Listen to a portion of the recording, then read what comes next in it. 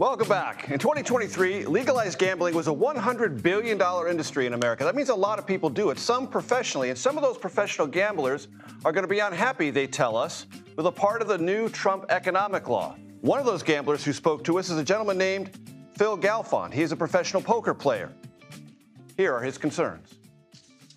Phil, we love the nitty-gritty here on the Takeout, and as I gather it, within the big economic bill the president just signed, there is a gritty and, for professional and recreational gamblers, a distinctly unwelcome line that would affect their future earnings in the simplest English possible.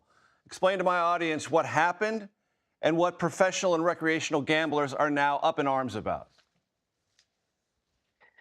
When professional gamblers, or recreational gamblers for that matter, have losing days and winning days, we log those separately. And normally over the course of a year, like any other business, we add them all up at the end of the year and we have a net result and we pay tax on that net result. What is changed now in the bill is that we can only deduct 90% of our losing days from our winning days. So for example, if my losing days add up to $100,000 and my winning days add up to $100,000, at the end of the year, I'm even. I didn't make any money, but I would pay tax as if I made $10,000 that year. And that's new and distinctly unwelcome, because that means you're paying taxes on things you never paid taxes on before. Not only that, yes, not only that, but we're paying taxes on money we didn't earn. That's maybe I've been waiting for Washington to figure out a way to do that, to tax you on something you didn't even earn. What effect would this have on recreational and professional gamblers? I mean, would it deter them? I mean, would it knock them out completely? Could it? It could. It depends on the type of gambling they do. So I'm a poker player. Some poker players will quit. The majority, I think, will continue.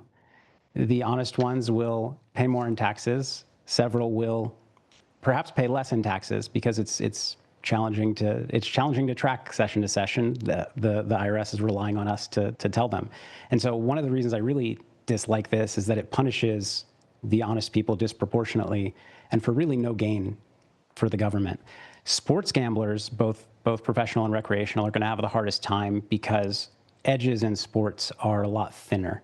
And you make a lot of bets throughout the year as a sports gambler. And so what I think will be interesting to see is if after a year or two of this, the recreational bettor who's betting $50 a game for fun, on the side of his regular job, gets a tax bill, having lost money on the year, broken even on the year, that they weren't expecting. And I think that will change behavior for sure. Could this also shift some gambling into more shadowy locales?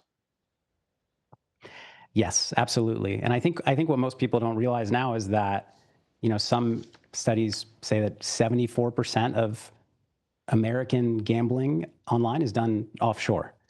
So the majority is already going offshore, and this is just going to send more offshore where it's less trackable and really further hamstring the legal regulated online gambling businesses in the U.S. How much are we talking about here? What's the gambling business industry year to year? In the U.S., the study I was looking at says $90 billion in revenue from U.S. online gamblers, 74% of which, is going offshore. I was interested to read a couple of articles about this, Phil. Senator Chuck Grassley, pretty dialed in on a lot of things, Republican from Iowa, told a reporter, if you're asking me how it, meaning the thing we're talking about, got in the bill, I don't know. I don't know anything about it, said John Cornyn. I'm not sure what it does. Hello? Yeah, I don't understand how any of this works, but I do know that whoever put it in didn't consult a gambling expert. And, gambling is not as intuitive as people think it is, especially when you do it as a career. And I would imagine whoever put this in is just trying to put some numbers on a spreadsheet that added a little bit more bottom line for the government and didn't realize how crippling this could be for people who make their living gambling. Crippling, possibly. That's a word you're comfortable using. I am, yeah. Because Yeah, it can be really bad.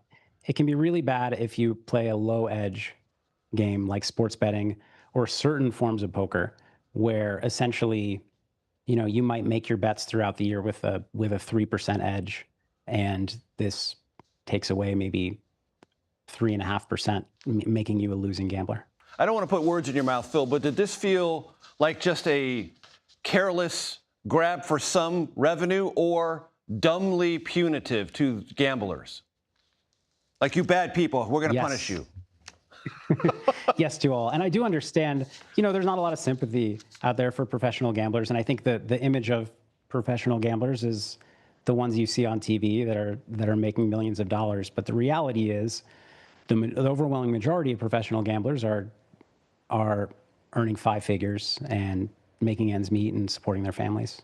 Phil Galfond, I appreciate you breaking it down for me. Thanks so much for your time. Thanks for having me.